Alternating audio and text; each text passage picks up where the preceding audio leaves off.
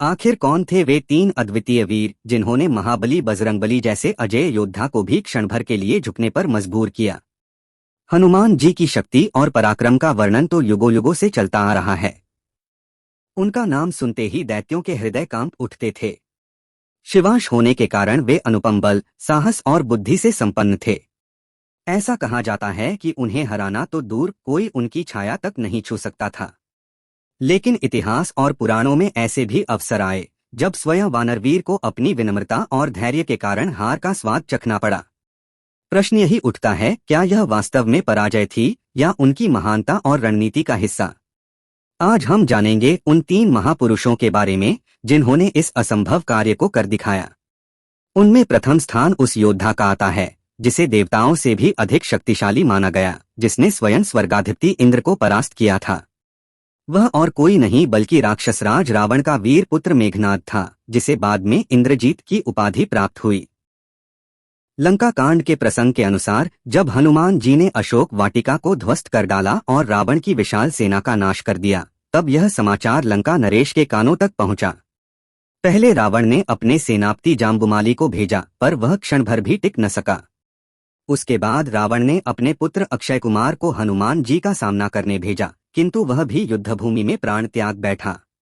जब यह देखा कि कोई भी योद्धा हनुमान जी का सामना नहीं कर पा रहा, तब रावण ने अपने सबसे पराक्रमी पुत्र मेघनाद को भेजा। जैसे ही वह पहुंचा तो दोनों ओर से अद्वितीय शक्ति का अद्भुत संग्राम प्रारंभ हो गया। मेघनाद ने आकाश को ढकते हुए बाणों की वर्षा कर दी, परंतु हनुमान जी की वेगमयी गति उन तीरों से कहीं अधिक प्रबल थी। वे अपने इच्छानुसार शरीर को रूपांतरित कर लेते और हर प्रहार से बच निकलते। मेघनाद ने मायावी शक्ति, तांत्रिक विद्या और अपने संचित दिव्य अस्त्रों का भी प्रयोग किया, किंतु उनमें से कोई भी वानरवीर पर असर न कर सका। तब उसे विचार आया कि इस अद्भुत प्राणी को नष्ट करना असंभव है, बेहतर होगा कि इसे कैद किया जाए। इस सोच के साथ उसने अपने धनुष पर वह ब्रह्मास्त्र चढ़ाया जो उसे स्वयं पितामह ब्रह्मा से प्राप्त था। उस दिव्य अस्त्र के प्रयोग से हनुमान जी बंध गए और धरती पर गिर पड़े। परंतु तभी हनुमान जी को याद आया कि उन्हें ब्रह्मा जी का वरदान प्राप्त है कि उनका अस्त्र कभी उन्हें हानि नहीं पहुंचा सकता। इसलिए उन्होंने आदरवश उस बंधन का मान रखा और स्वयं को बंधे रहने दिया। उनके मन में यह भी आया कि यदि वे राक्षसों द्वारा रावण की सभा तक पहुंच जाएंगे तो स्वयं लंकाधिपति से संवाद करने का अवसर मिलेगा। इस प्रकार हनुमान जी को रावण के समक्ष लाया गया। कई लोग मानते हैं कि यह मेघनाद की विजय थी, परंतु सत्य यह है कि हनुमान जी अपनी इच्छा से बंधन में रहे, अन्यथा उन्हें कोई भी अस्त्र रोक नहीं सकता था। स्वयं हनुमान जी ने रावण से स्पष्ट कहा था कि मैं इस समय तुम्हारे सामने बंधा अवश्य हूँ, परंतु भयमुक्त हूँ, क्योंकि ब्रह्मा, इंद्र और वायुदेव का वरदान मेरे साथ है। मैंने केवल ब्रह्मा जी के सम्मान के लिए इस बंधन को स्वीकार किया है। इसलिए वास्तविकता यह है कि हनुमान जी को कोई भी दिव्यास्त्र वश में नहीं कर सकता था। हाँ, एक अपवाद जरूर है। श्री राम के पुत्र लवकुश और उनके भ्राता भरत ने हनुमान जी पर प्रभाव दिखाया था। इसका उल्लेख अनेक पुराणों और रामायण के उत्तरकांड में मिलता। लवकुश स्वयं श्री राम के पुत्र थे और भरत तो भगवान नारायण के अंश से उत्पन्न हुए थे। संभव है कि हनुमान जी ने केवल उनके सम्मान में स्वयं को दबा लिया है। दूसरे स्थान पर आने वाले शूरवीर का नाम था भरत, जो त्याग, भक्ति और पराक्रम की मूर्ति माने जाते हैं। लंका के संग्राम में जब इंद्रजित के प्रहार से लक्ष्मण गहन रूप से घायल होकर अचेत हो गए, तब उनके प्राणों को बचाने के लिए दुर्लभ औषधि की आवश्यकता पड़ी। उस समय वानरराज हनुमान उत्तर दिशा में स्थित हिमालय की ओर प्रस्थान कर गए, जहां से उन्हें जीवनदायिनी पर्वतीय वनस्पति ले आनी थी। परंतु उचित जड़ी बूटी का भेद समझ न पाने के कारण उन्होंने संपूर्ण पर्वत शिखर को ही उखाड़कर कंधों पर उठा लिया और आकाश मार्ग से वे तीव्र वेग से उड़ चले। जब वे गगन मार्ग से अयोध्या के ऊपर से गुजर रहे थे, तब भरत ने उन्हें देखा। दूर से पर्वत उठाए हुए विशालकाय रूप में उड़ते हुए हनुमान उन्हें मायावी दैत्य प्रतीत हुए। राष्ट्र की रक्षा हेतु संकल्पित भरत ने धनुष चढ़ाकर एक प्रचंड बाण छोड़ा, जो हनुमान के वक्ष पर आ लगा। अचानक वे श्री राम का जप करते हुए भूमि पर गिर पड़े और अचेत हो गए। राम नाम का उच्चारण सुनते ही भरत के हृदय में संदेह मिट गया।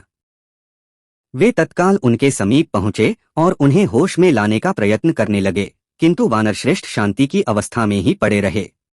भरत का मुखमंडल व्याकुल हो उठा और वे करुणा से भरकर बोले, यदि प्रभु रघुनंदन मेरी भक्ति से प्रसन्न हैं, तो यह वानर पीड़ा से मुक्त हो जाएं। उनके यह वचन कहते ही हनुमान तुरंत चेतना में लौट आए और जय श्री राम का उद्घोष करने लगे। भरत ने उन्हें हृदय से लगा लिया और संपूर्ण घटना का वृत्तांत सुनकर गहन पश्चाताप करने लगे। उन्होंने करुण स्वर में कहा, हे पवन पुत्र, अब रात बीत चुकी है। यदि तुम पैदल या उड़कर जाओगे तो प्रभात होने में विलंब से कार्य बिगड़ सकता है। तब उन्होंने प्रस्ताव रखा, तुम इस पर्वत सहित मेरे बाण पर आसीन हो जाओ, मैं तुम्हें तुरंत उस स्थान पहुंचा दूंगा जहां प्रभु राम और लक्ष्मण प्रतीक्षा कर रहे हैं। क्षण भर के लिए हनुमान के मन में संदेह उत्पन्न हुआ, क्या मेरे भार से यह बाण उड़ सकेगा? परंतु तुरंत ही उन्हें स्मरण आया कि भरत का संबल स्वयं श्रीराम की शक्ति से जुड़ा है। वे विनम्र होकर भरत के चरणों में झुके और फोल्डेड हैंड्स से बोले, नाथ, आपकी कृपा से सब संभव है। फिर भरत के आदेश का पालन करते हुए वे पर्वत सहित बाण पर स्थित हो गए। भरत का बाण आकाश में अग्निज्वाला समान चमक उठा और वज्र वेग से समुद्र और पर्वतों को लांघते हुए सीधा लक्ष्मण के पास जा पहुंचा। इस प्रकार भरत की निष्ठा और हनुमान की भक्ति ने मिलकर समय पर लक्ष्मण का प्राण रक्षण किया। यह प्रसंग केवल शौर्य और भक्ति का नहीं, बल्कि भाईचारे और परस्पर समर्पण की अद्भुत गाथा भी है। नंबर 3 पर जिनका नाम आता है वे और कोई नहीं बल्कि श्रीराम के पुत्र लव और कुश हैं। पौराणिक कथाओं के अनुसार एक समय जब श्रीराम ने अश्वमेध यज्ञ का आयोजन किया तो यज्ञ का घोड़ा विचरण करता हुआ लवकुश के आश्रम तक पहुंचा। बालक लव ने उस अश्व को पकड़कर बांध दिया। इसी कारण से श्रीराम की सेना और इन दोनों भाइयों के बीच भीषण युद्ध छिड़ गया। कुश ने रणभूमि में शत्रुघ्न से सामना किया। अपने दिव्य बाणों के प्रहार से उन्होंने शत्रुघ्न को मूर्छित कर भूमि पर गिरा दिया। यह दृश्य देखकर वीरसुत सूरत तुरंत वहां आए और कुश पर तीरों की वर्षा कर दी। किंतु कुश ने क्रोधपूर्वक एक प्रचंड बाण संधान किया, जिसकी मार से सूरत भूमि पर अचेत होकर गिर पड़े। जब हनुमान जी ने यह सब देखा तो उन्होंने विशाल वृक्ष उखाड़कर कुश पर प्रहार किया, किंतु कुश ने अमोघ अस्त्र का संधान किया। उसके निकलते ही वज्र की भांति वह अस्त्र वानरवीर की वक्षस्थल से आ टकराया। इस आघात से हनुमान जी स्वयं अचेत होकर धरती पर गिर पड़े। इसके पश्चात कुश ने सुग्रीव को वरुणपाश से जकड़ लिया। इसी बीच लव ने भी रणभूमि में अनेक राजाओं और वीरों को परास्त कर दिया।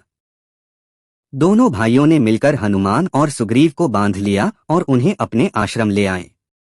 जब वे वहां पहुंचे तो माता सीता ने अपने पुत्रों को समझाया, पुत्रों, यह तुम्हारे पिता के ही वीर साथी हैं। इन्होंने असुरों का संहार कर धर्म की रक्षा की है। जिस अश्व को तुमने पकड़ा है वह भी रामचंद्र का ही यज्ञीय घोड़ा है। आथ इन्हें और अश्व को मुक्त करो। इसके बाद वह क्षण आया जब प्रभु श्रीराम की अपने पुत्रों लवकुश से प्रथम भेंट हुई और इस प्रकार एक अद्भुत लीला का पटाक्षेप हुआ। अब प्रश्न यह है कि क्या वास्तव में इन तीनों मेघनाद, लवकुश और भरत ने ही हनुमान जी को परास्त किया था, या फिर यह सब केवल उनकी लीला और विनम्रता का ही प्रतीक है? आपका क्या मत है, हमें अवश्य बताएं। और यदि यह कथा आपको रोचक लगी हो तो इसे अपने मित्रों तक पहुंचाइए, चैनल को सब्सक्राइब कीजिए और जुड़े रहिए। अगली बार हम फिर मिलेंगे एक और अद्भुत रहस्यपूर्ण कथा के साथ।